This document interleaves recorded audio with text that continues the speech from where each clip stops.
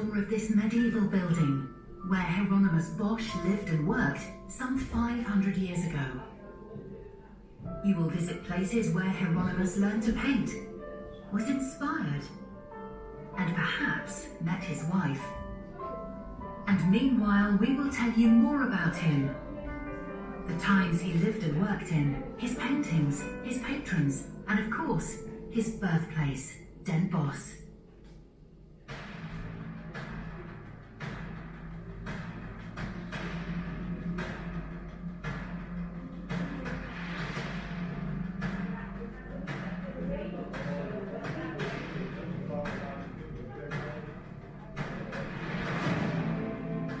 No painter appeals to our imagination more than Hieronymus Bosch.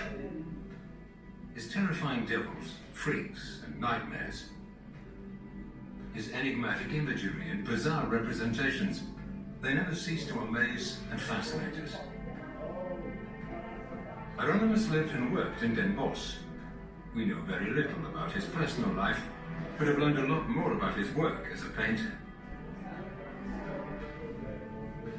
Over 800 years ago, Den Bosch was founded by Duke Henry of Brabant.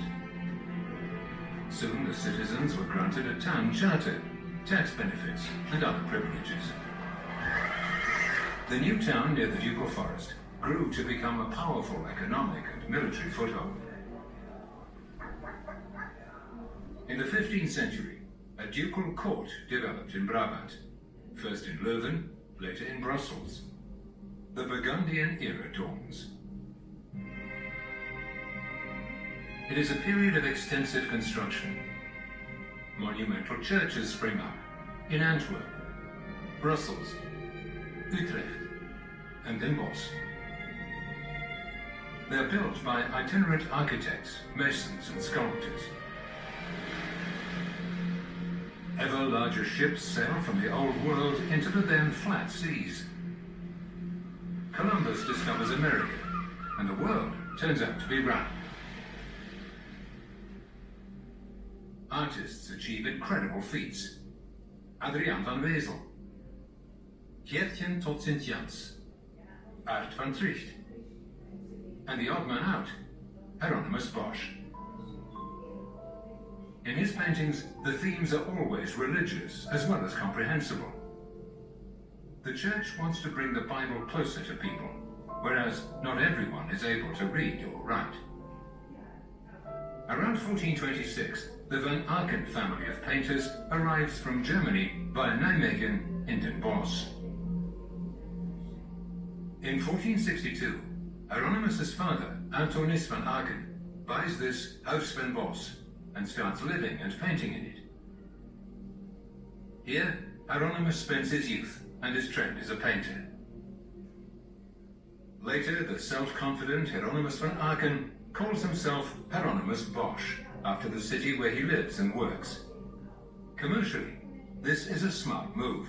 For now, everyone knows where to find Hieronymus. Due to the sharp rise in population, more and more houses are built within the safe city walls. Narrow alleys, passages, and paths are popularly given colourful names, such as Sucker Alley, Behind the Wild Boar, or the English Piss Pot.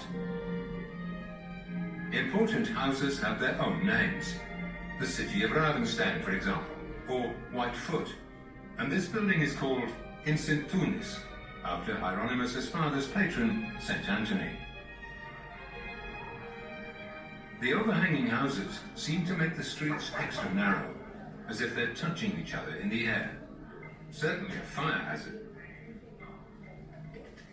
On the 13th of June 1463, a fire breaks out in the Koenen family's house on Verwerstraat.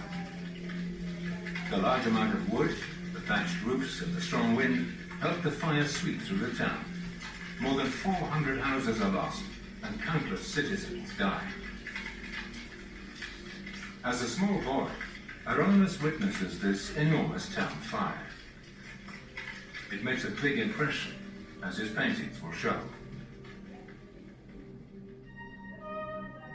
In time, most of the wooden houses are replaced by stone houses. In the basement of this building, the remains of an 800-year-old stone foundation have been found. Even more was discovered during the latest restoration.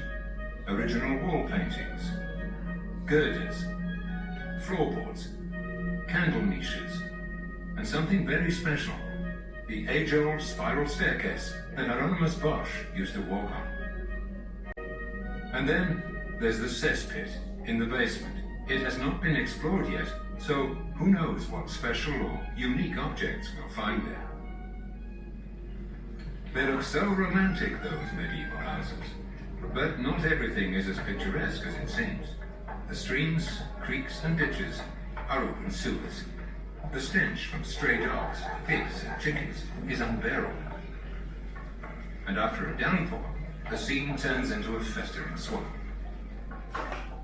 People sleep naked, unwashed, side by side, but with their nightcaps on. Clean, potable water is precious, and the vitamin-deficient food in winter and spring often leads to illness and injury. Child mortality is high, and only the strongest survive. The daily struggle for survival has imbued everything with a religious perception. The church offers a wide variety of protective rituals and consoling depictions. For Hieronymus too, the Christian faith is an inexhaustible source of inspiration. He prefers frightening images of the damned suffering in hell after death.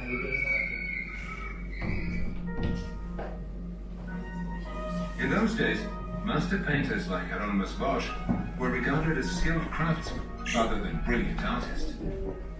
Hieronymus is lucky enough to have his exceptional talent discovered early on, and he's given attractive commissions.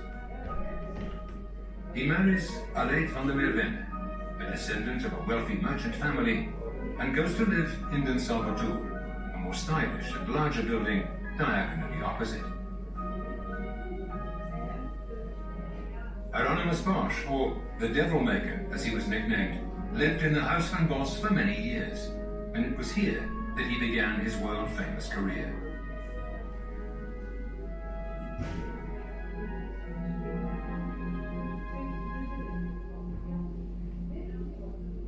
All right, that's enough backstory. Let's go and explore this historical building. First, we take the stairs down to the centuries-old basement vaults, wells and baking oven.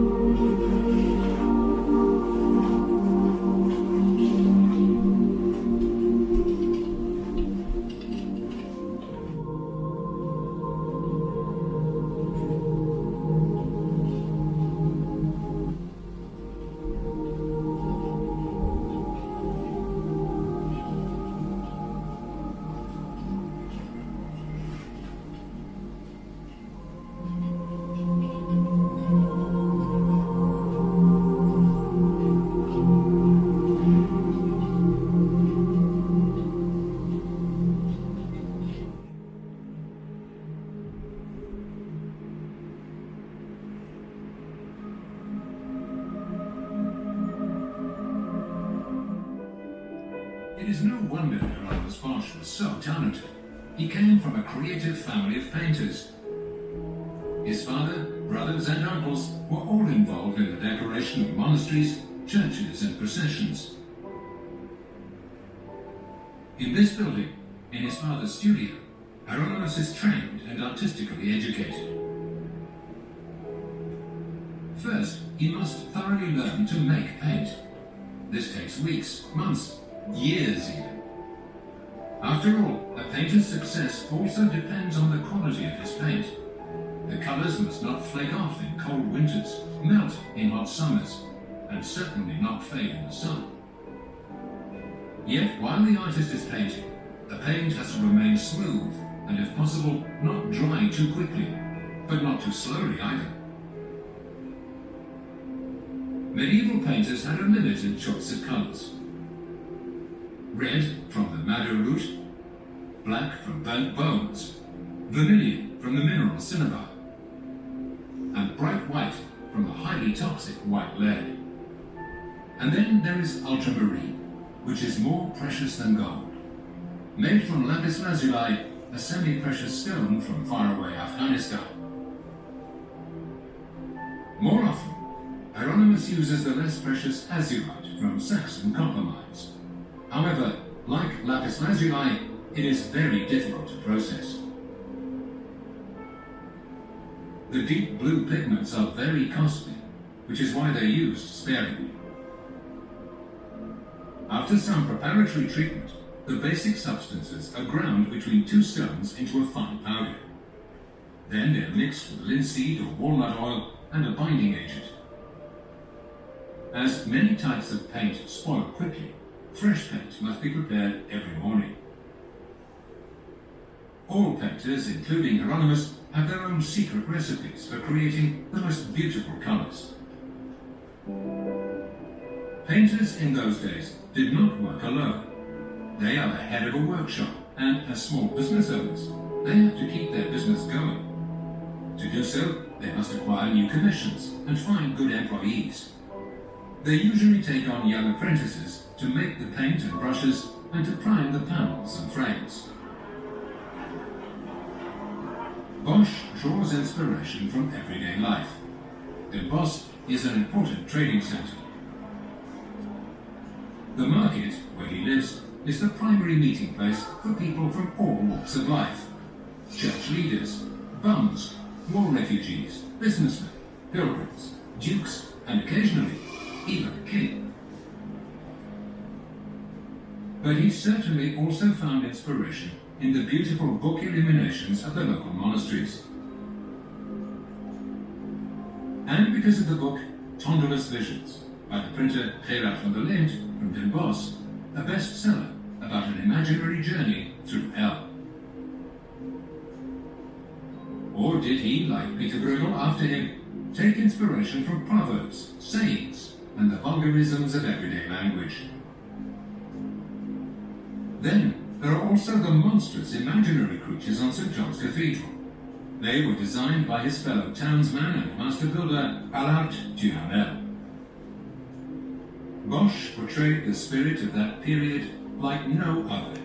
Everyday life full of sins and temptations, where devils and monsters pursue, attack, and imprison people.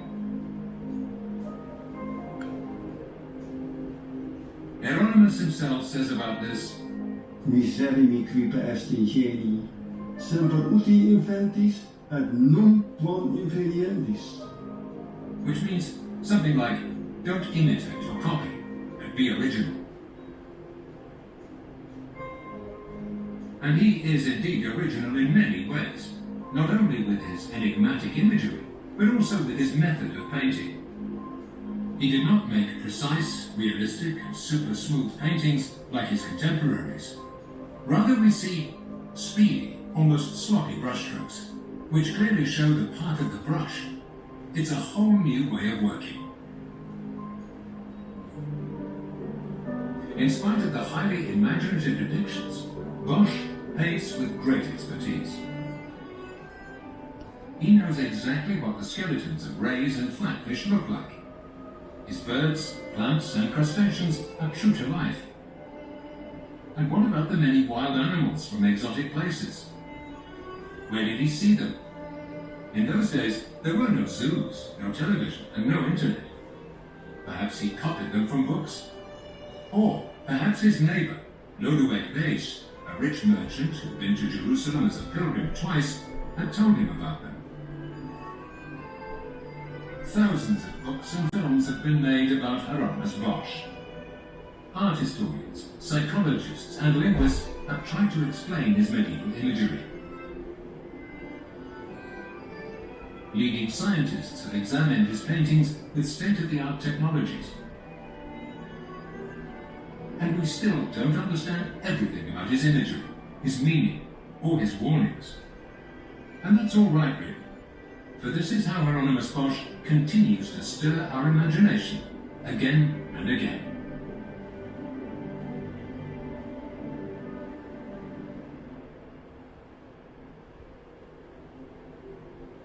Come, let's continue our exploration. We're heading to the room next door, in the highest circles.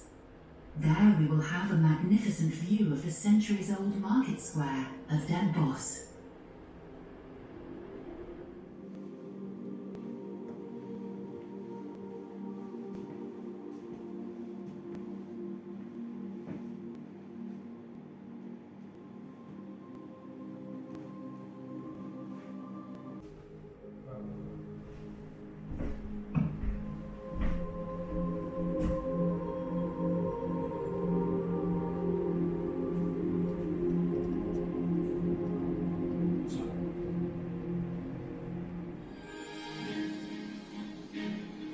Even during his lifetime, Hieronymus Bosch became a famous and successful painter.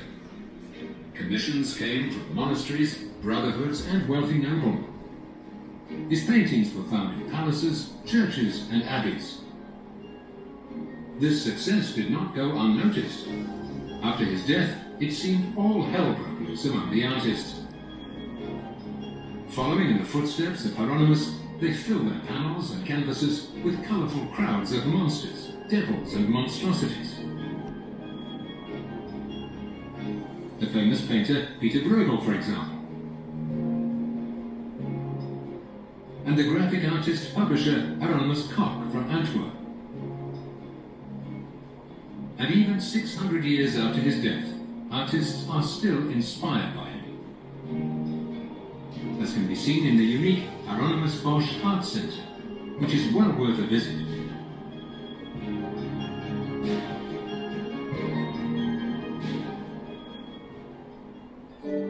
Despite all his fame, Hieronymus remains loyal to Den Bosch. He does not move to Antwerp, the Randstad of the day, and an important cultural centre in Europe, but continues to live and work in his native city. And that is just as well. It prevents him from being influenced by the prevailing painting traditions in Flanders or by the general taste of patrons. He can continue to develop his own inimitable style in peace. Through his membership in the illustrious Brotherhood of Our Blessed Lady, also known as the Swan Brotherhood, Hieronymus Bosch has many business contacts and moves in the highest circles in Den Bosch. He visits prominent citizens of Den Bosch and receives high-ranking and distinguished patrons in his home and studio. One of the most important events in the medieval history of Den Bosch is the meeting of the Order of the Chapter of the Golden Fleece in St. John's in 1481. The meeting is organized by the Duke of Burgundy. It is his opportunity to stabilize his power and to check and confirm privileges and obligations. Each Knight of the Golden Fleece has a fixed place, and the choir of St. John's is full of their coats of arms. No expense is spared to impress all the distinguished guests, but especially the chairman, Grand Duke Maximilian of Habsburg. A small fortune is spent on this event, which resulted in its magnificent splendor. And you can bet the people of Den Bosch feasted their eyes. In 1504, Duke Philip the Handsome stayed in Den Bosch for a few months. He's an admirer of Bosch and gives him an exceptional commission to paint a Last Judgment.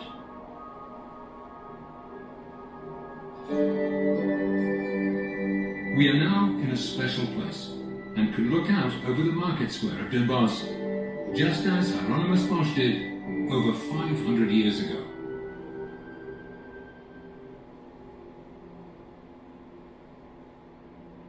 We continue our journey, ascending the centuries-old spiral staircase to the attic for a last reunion with Hieronymus.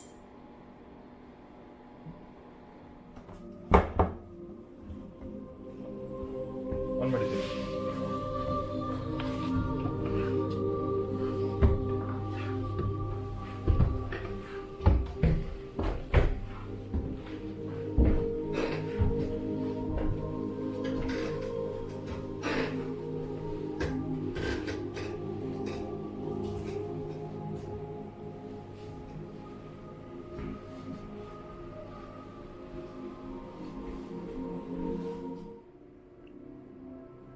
What did the fellow citizens of Hieronymus Bosch look like?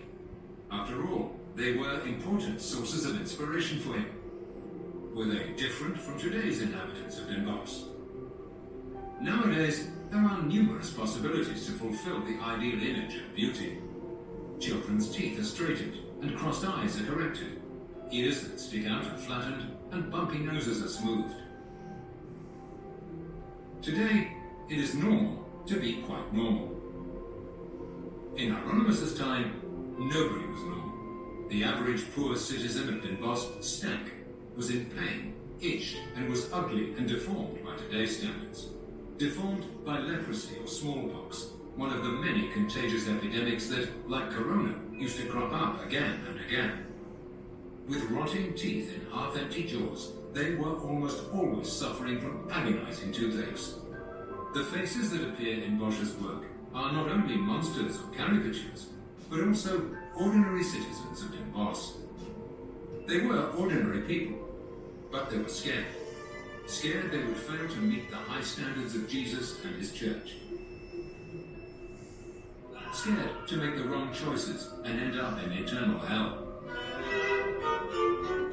In his paintings, Bosch keeps warning against the earthly temptations, the choice between good and evil, the choice between heavenly paradise and eternal burning in hell. Bosch's paintings are nothing but a sermon. He wants to convey a message and does so in a brilliantly original way. His visual representation of the consequences of choosing between good and evil. Around the year 1516, once again, disaster struck in Den Bosch. This time, there was a serious epidemic of pleurisy, which, like corona, is a highly contagious lung disease. Reports from that time state that many citizens of Den Bosch fell ill. Perhaps this included Hieronymus as well, because in the summer of 1516, he died at the age of 65. On the 9th of August of that year, a requiem mass was held in his memory in the Brotherhood of Our Blessed Lady Chapel of St. John's. Willem Harnacker, the Dean of the Brotherhood, led the service. Several priests, bell ringers, professional singers, and a gravedigger attended, as did his friends and family. The poor who were present were all given alms. Songs from the beautiful choir books of the Brotherhood were sung, and the members of the Brotherhood paid for everything. Hieronymus was buried in the St. John's churchyard. In the Brotherhood's armorium, he is mentioned as Hieronymus Bosch, alias Bosch, highly renowned painter.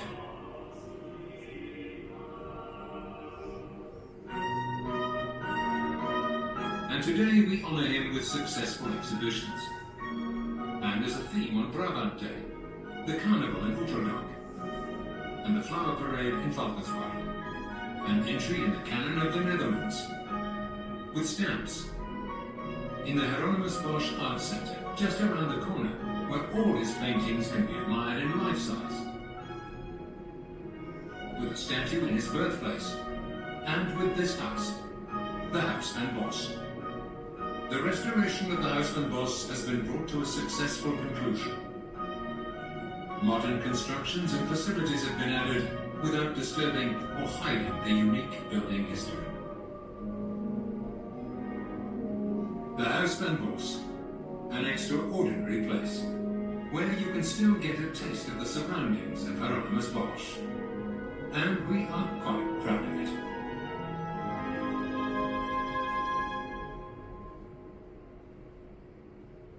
We are almost at the end of this tour of host Den Bosch, and hope you have enjoyed this visit. And would you like to see more of his work as a painter? In the Hieronymus Bosch Art Centre, a short walk away, all the paintings and drawings can be admired in real size. We will step back into the present time via the glass staircase and wish you a pleasant day in Den Bosch, the city of Hieronymus Bosch.